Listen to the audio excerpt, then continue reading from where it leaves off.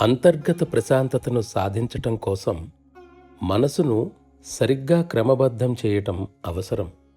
దీనికోసం మనిషిలోని ఇంద్రియ లోలత్వం వలన సాధారణంగా గందరగోళంగా ఉండే మానసిక ప్రవృత్తులను మొదటి మెట్టు నుండే సరిగ్గా మలచటం చాలా అవసరం.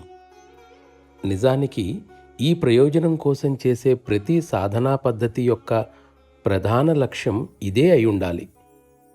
సాధకుని మానసిక ప్రవృత్తుల్లో సంయమనాన్ని సాధించలేని సాధన నిష్ప్రయోజనమే అవుతుంది.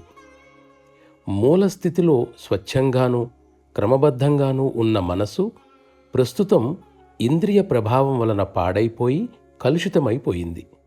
ఇప్పుడు దీనిని సరిదిద్ది సరైన క్రమంలో పెట్టవలసిన పూర్తి బాధ్యత సాధకునిపైననే ఉంది.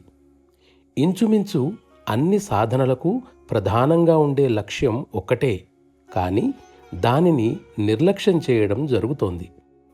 కఠినమైన పద్ధతులు, తపస్సు, శరీరాన్ని శుష్కింపజేయడం వంటి పద్ధతులు పెడత్రోవ పట్టిన మనసును వెనక్కి మళ్లించలేవు. అవి చెడును లోపల అణిచి ఉంచటానికి మాత్రం ఉపయోగిస్తాయి.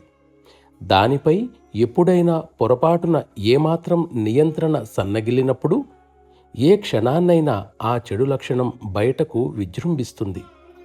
కాబట్టి మనసును అణిచివేయటం గాని, నిరోధించటం గాని, నొక్కిపెట్టడం గాని ఈ సమస్యకు పరిష్కారం కాదు.